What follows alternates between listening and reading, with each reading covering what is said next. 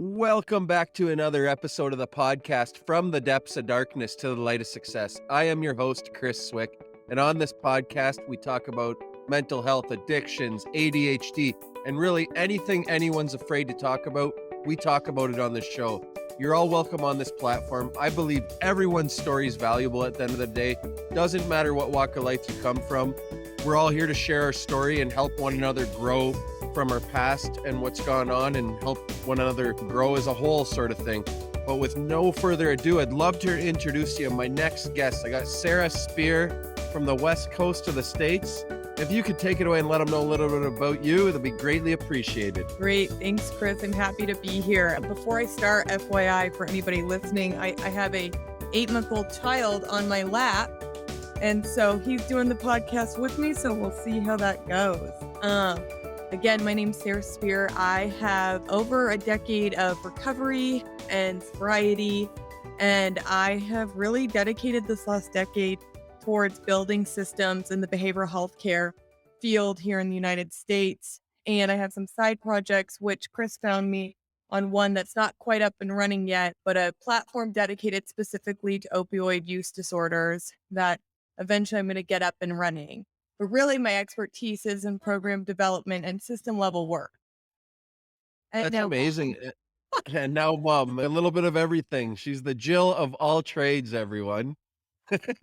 But I got a question to start out. If you could change anything about the way you were raised, what would it be? Oh, I would have loved to have more stability. I grew up in a really chaotic environment, which I'm sure is not unique, especially if you're talking to people with mental health and substance use disorder. I think a lot of us have often come from chaos. So yeah, stability, 100%. I know stability is huge, especially I find too in today's day and age. You need to have a stable home and those types of things. It's hard to do these days, though, especially with how chaotic the world is too, I find.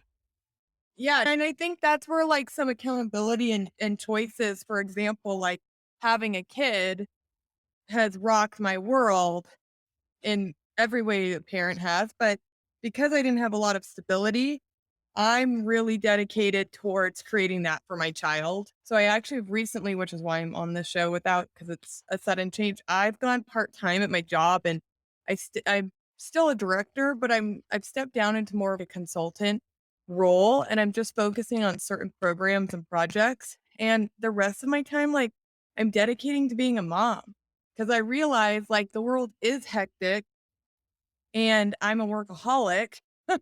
And if I don't make sacrifices, like, I'm just going to repeat the same pattern for this little guy. And I don't want to do that.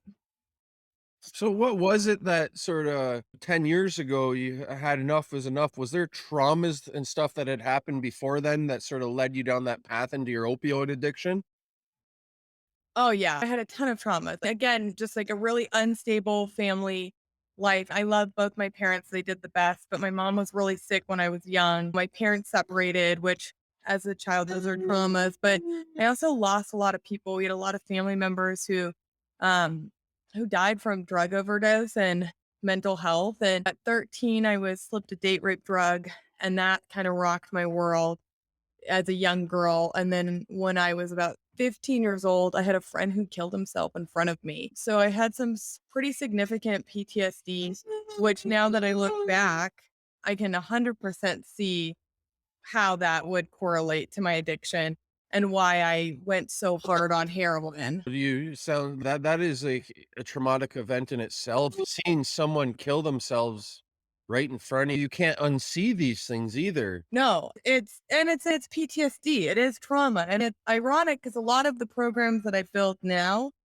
do look at trauma, whether it's childhood trauma or adult trauma, and how much it impacts a person's development, our brain chemistry, our bodies, which tends to lend to people turning to substances as a way to cope with what we all have gone through. Yeah, no, 100%. It definitely makes life that much harder, especially when we don't talk about the things that have bothered us or are bothering us, and that's what leads us into the substance abuse problems because we just want to drown out everything else Yes. and from around us and stuff like that. and especially those opioids and stuff. It's a very slippery slope once you get started and very hard to get out of. Oh, I can attest to those types of things. I've tried many different things, and it's definitely a very slippery slope for. it really is. And opioids are so dangerous because it also has such a chemical component. All substances do, but really it's like we have opioid receptors all through our body and our gut and our brains. So once you start to mess with that, physical dependency is huge. And then you add the psychological, and it's a recipe for disaster. And that's why it's so much more addictive because of what it does to our brain. And it's so hard for people to get off of it. And it takes And a what long was time.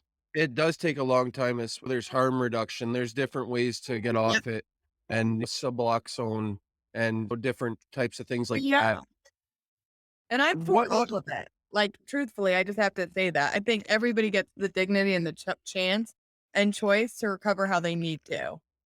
100% in the safe injection sites we have up here in Canada as well. It's nice to see those popping up throughout lots of the cities. Some of them have a few of them as well, and it's nice to see those, to have that support. If you do overdose, at least you have a nurse or a practitioner there as well to reverse it with the naloxone and stuff like that too. So No, exactly, and I was saying in the United States, like, we have a very different, not like me, but in the States, there's a really different attitude, and I know New York City and Seattle are trying to get safe injection sites, and I haven't done research to see if it's up, but thus far, like, we don't have any safe injection sites.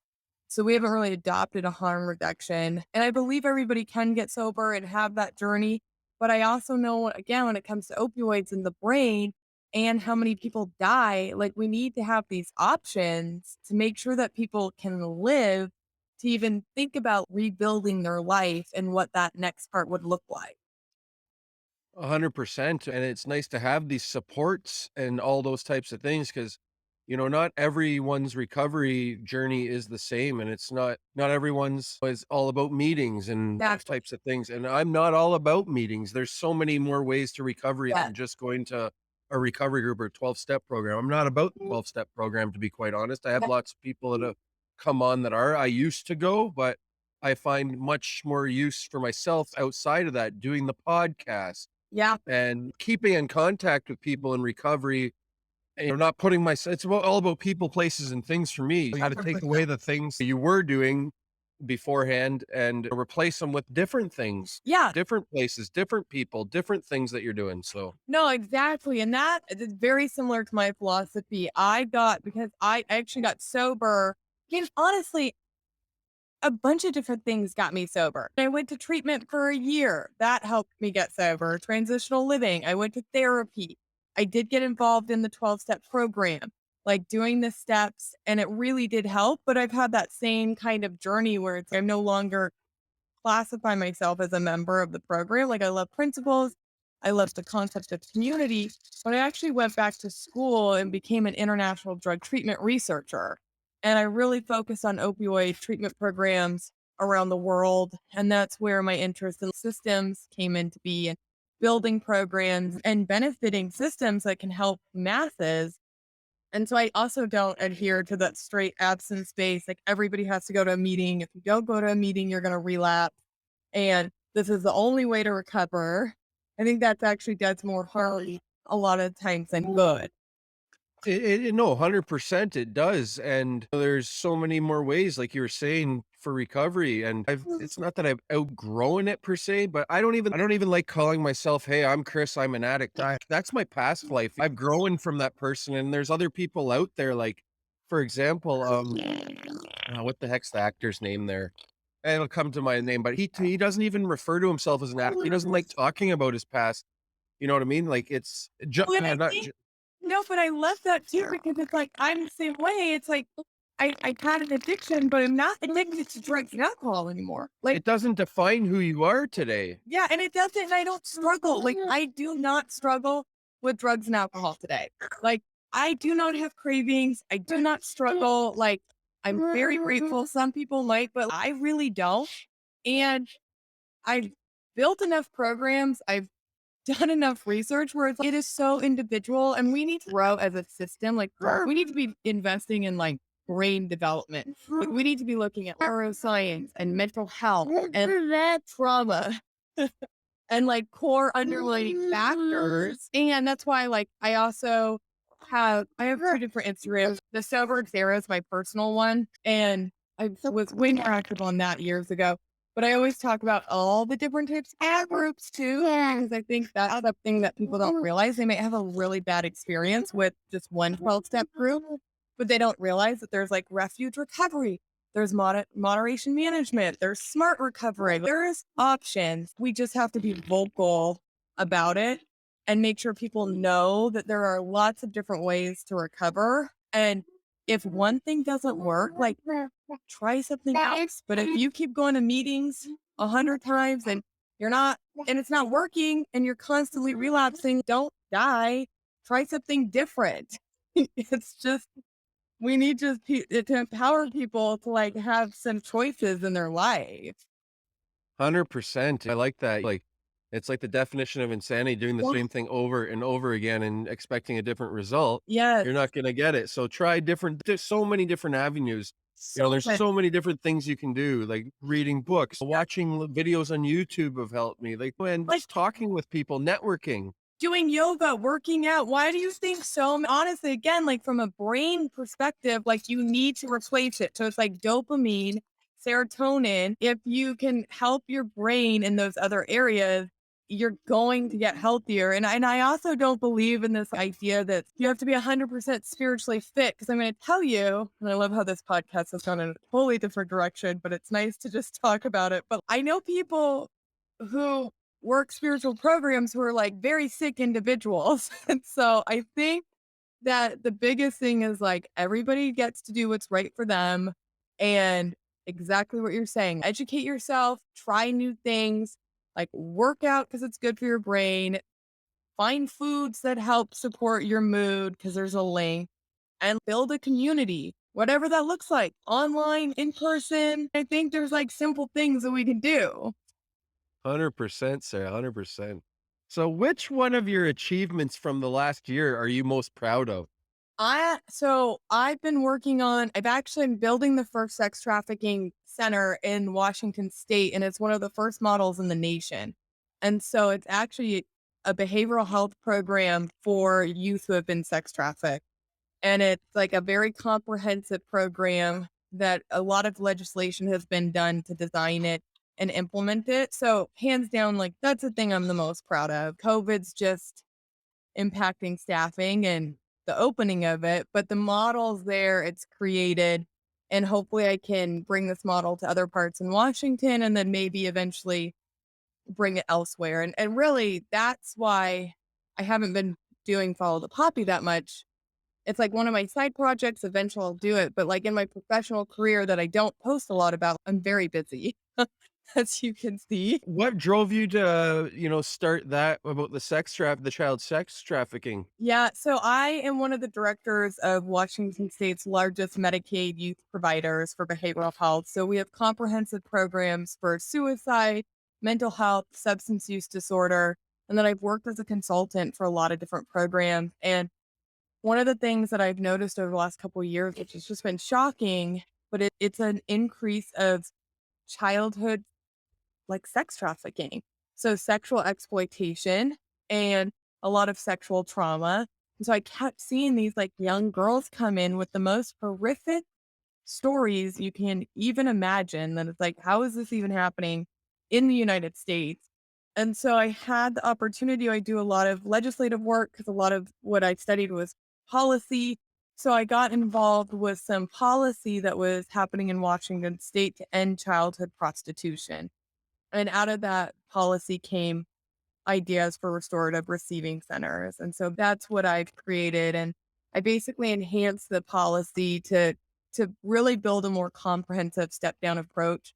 So it's really one of the first programs where childhood victims of sexual exploitation will also receive comprehensive behavioral health services.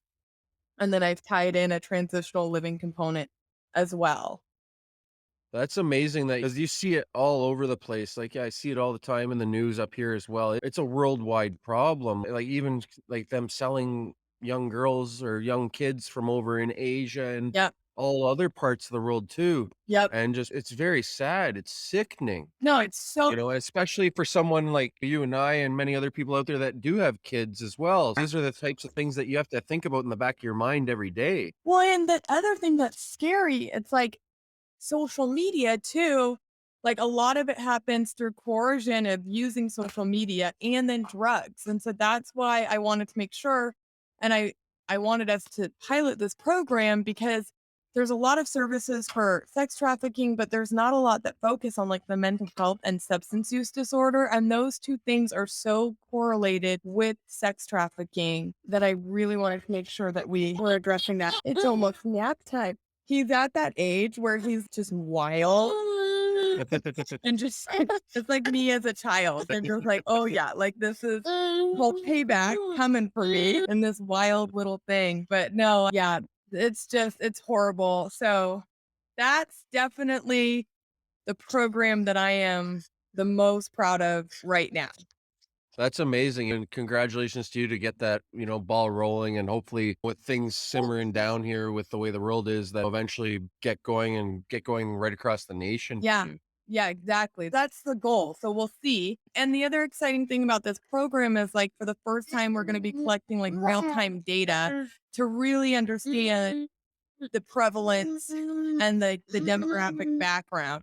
So we can then continue to make policy choices and design things that will help these kids. That's amazing, and congratulations again. I give hats off to you, Sarah, for starting this program and getting the ball rolling. Yeah, thank you. So if you could wake up tomorrow having gained any one quality or ability, what would yours be? Like, can I duplicate myself? Sure. Like, At 2 or 3 Sarahs. I need a couple Sarahs because if you can hear and see, I juggle a lot. And so I think I need to duplicate, but really like in more practical terms, like the quality that I am working on this year is to simplify. So I've realized that there's a notion of you can do it all. And yes, you can do it all, but are we supposed to? So for me, it's no, I don't actually think I am supposed to do it all at the expense of my mental health. And so my life right now is about simplifying. And that means getting really intentional about the things that I do and like letting go of of everything else. It's just like even with my podcast or with anything anyone else out there is doing, maybe you can do it, but if it's something that you're not the greatest at, you can always outsource it and Yeah. stay focused on the things you're good at as well. Yeah, and I think that's, like, the key too, and I do and that's why I, like, wanna push back on the do it all philosophy that we have because I do think that just leads to, like, frustration and burnout. We're not supposed to do it all, so that's why I'm working part-time, even though my part-time work is like a full-time person's job probably, but still, I'm being intentional and picking the projects and the programs that are really important to me when I'm with him, I'm spending quality time with him. Like, even I wanted to come on your podcast because I had already made a commitment and I had already canceled on you once, and I don't like that. But I'm not doing a lot of other things right now. And I had to even realize that, like with Follow the Poppy, I have the framework, and eventually one day I'm gonna start and grow that.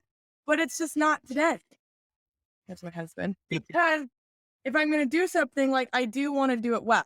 For sure, and that's the main thing, doing it well, but you also have to stay focused, like you mentioned there, circle back to burning out. Burnout's huge today. You. Don't run yourself right into the ground where you're having a mental breakdown or a nervous breakdown or whatnot, putting yourself in the hospital, Yep. those types of things. Don't burn the wick at both ends, as the old saying is. Yeah.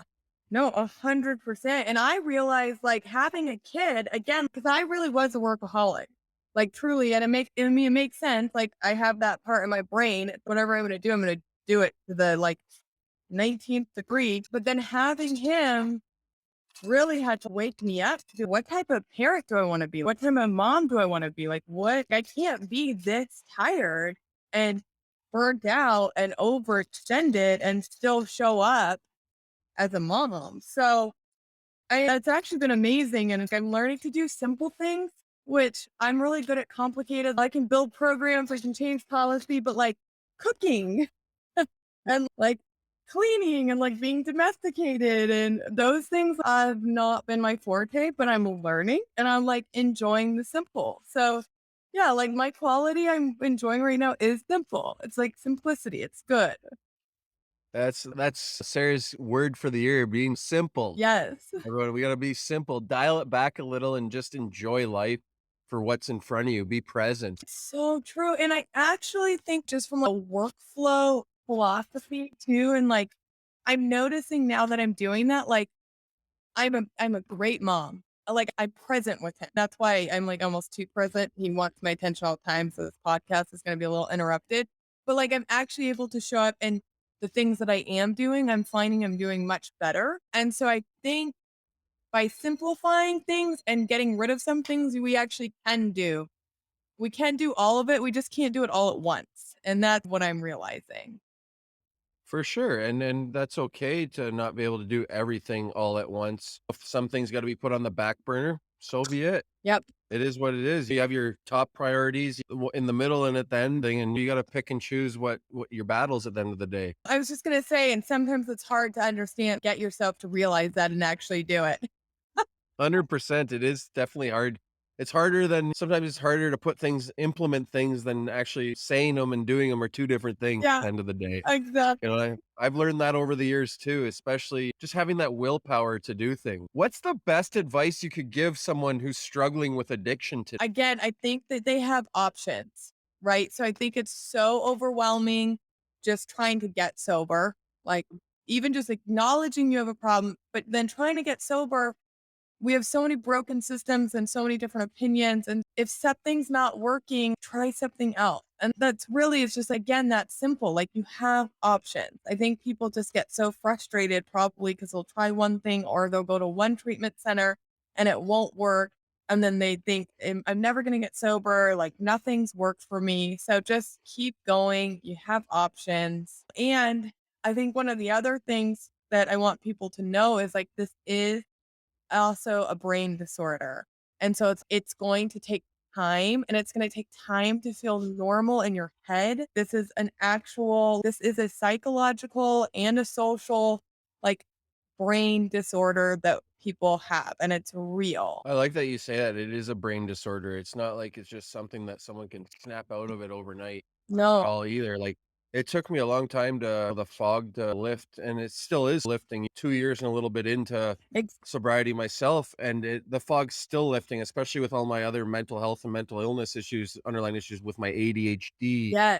You know, learning, and especially I'm grateful for the partner I have. She's learning about me as someone that has ADHD. You don't even understand the half of it that I have to deal with you every day. And then she's been pushing me in a good way to learn about what it's like to be the non-ADHD partner. So we're both starting to do our own research, and it's nice to, work together as a whole and as a team to build one Yeah. another up. And again, it makes sense, even like the correlation between substance use disorder and ADHD, and it's in the brain. Like this is real. It's in our brains. And so, and depending on the drug or alcohol or substance, like it can take at least 2 years for your brain, even just to start. So it's funny you're there because I remember I'm at almost 11 years sober and almost 12 years no drugs. So I'd say I have two, right? Because they're both important. But I remember at around year 2, I started to feel normal. But, like, before that, I'd be like, "Yeah, I feel better, but I just don't feel totally normal." Like, in my brain, it just didn't feel.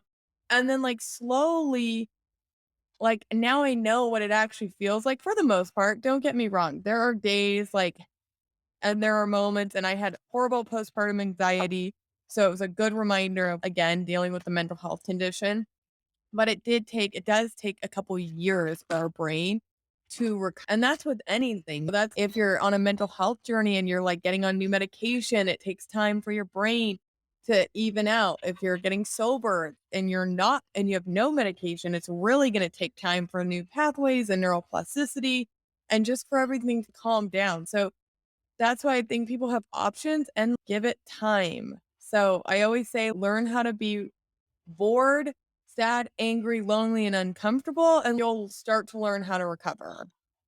100%. You got to learn to feel those feelings that you have coming in. Another thing I'm really working on, just feeling those feelings and being authentic, being real, Yeah. learning how to communicate again. Yeah. Because it was all surface talk for so many years. And I love how my partner really pushes me to dig deep and it's getting more and more out of me. What does that mean, Chris? That's nothing like that. Explain yourself, Yeah. you know, No, I love digging it. deep and like even having those like raw conversations with your kids and stuff as they grow up. You have to have those important Yeah. conversations as a parent, not be a friend to your kids, you know, be an actual parent, Yeah. not just a friend. Yeah, exactly. No, I love that you and your partner, because my husband and I, we're both sober. And so we met in early sobriety. So we've had that same thing where we've been on this journey of healing, like individually, and then also like helping continue to keep each other accountable for a decade now. So, And it's nice. I like my partner, she can have a drink yeah, normally. She might be able to, if she want whatever, smoke a joint or yep, whatever. It doesn't bother me at yep, all. But she's not like me. I'll tell you that. yeah, I mean, like she can have a glass or two of wine and put that down for a month or two or whatever. yeah, because she Where doesn't have a brain disorder. It, exactly, yeah, and she's learned, and I'm super grateful for her because she took something on that she knew nothing about, and was when it was blindsided with my addiction and stuff, and but she's taken the time to actually learn, but also I gotta give her credit too, because you gotta give the credit to the people that have supported you along the way, like, because I put her through hell and back with her going through her own mental like, basically yeah, giving me all and almost at her breaking point with her mental health as yeah. well at one point too, because just giving all her energy to me, so No, gotta give credit to the people that have helped you hey, through your struggles as well. oh my god, yes. Like, I would not be here if it hadn't been for my mom. That's, like, such a big part of my journey too. Like, she really was, like, my care navigator, my cheerleader, like, my social worker. She figured it out for me because I couldn't. Yeah, and then again, like, my husband. I couldn't organize a piss up in a brewery if I No, could. that's what I mean, like, that's what I try and tell people, and it's so frustrating for loved ones who watch us, or, like, now I'm in the position of trying to help people who have kids, like, struggling or spouses, and I'm always trying to say, "This is a brain disorder, like, your loved one is not rational." Like, it's it is not rational thinking, and it's so hard to get people to understand that, and I think that's part of breaking that stigma and the shame of mental health and substance use disorder, where you're not thinking like how you and I are thinking right now. It's not rational. No, it's not rational thinking, and that's where people have to be understanding, non-judgmental, and come from a non-judgmental place. And not be out there judging everyone Yeah. as well. That also needs to stop, you know what I mean? Everyone has their own quirks and it might not be addictions. There's addictions to everything. As an All addict in the through same and through, I am. I'm an addict through and through with whatever it is. place. And I'm like you, gung ho, let's go to the 19th degree on everything. It's the same place in the brain. Again, it's actually like the only difference is again, like with opioids and meth, but opioids would bind to opioid receptors, which is a little bit different. But like from a chemical perspective in a brain, like whether it's sex, shopping, food, meth, alcohol, like it's all in your prefrontal cortex. So it is. That's exactly right. For sure. Before we go though, I got one last question. If you could make one thing that is now legal illegal and one thing that is illegal legal, what laws would change for you? Oh God, this is a complicated question because okay. One thing that's legal that I wanna make illegal, I've never thought of that perspective. I don't know. What I can talk about is, you know what? Okay, let's just for a quick second talk about, like, decriminalization and legalization of drugs. Because here I can. I'm with you on this one, Yeah, 100%. I'm with you. Just it would you don't need to fill up the jail, the yeah, prison system with all these petty crimes yeah, if someone has a gram of cocaine or a gram, yeah, you know what I mean? And yeah. those types of So, I things. think we need to, like, look at. And they're a lot harsher down there in the States than they are up Oh, here in Canada with that kind of crap. crazy. Like, it's insane. And of course, and we have higher crime rates, and we literally are just building better criminals. So, like, Portugal has a really good system. They decriminalized drugs and like their overdoses went down. However, here's something interesting in the United States. So, like, in some of the places where they are starting to like decriminalize certain drugs, like crime, though, that they're not. building the support system in place. So like in the United States, we're starting to decriminalize some drugs, but then like there's no resources for these people. So then what's happening is it is spiking crime because we don't have support services. So we need to like legalize or decriminalize drugs. And then we also need to make sure we have support systems to help mental health in combination. I love that. I'm all for the decriminalization of drugs, but having these support systems that, aren't in place right now, there's not enough of them in place. Yeah, The funding isn't there either. The that's funding is going elsewhere. Like, it's crazy. don't even, that's like half my job is money. Before we go, where can everyone find you on social media if they'd like to follow the Poppy and stuff, Sarah? I mean, you can follow the puppy, but I'm not very active right now. You can also go to the Sober Sarah. That's more of like that personal page. Talk about change, but I am starting to post a little bit more about sobriety, and that's more for fun and for free. And eventually, I will be doing a more copy. That's amazing. I appreciate you taking the time out of your day to come on the show today. Thanks. It For was a having pleasure me. having you on. My baby. I hope you have a great rest of your day, Sarah. Bye.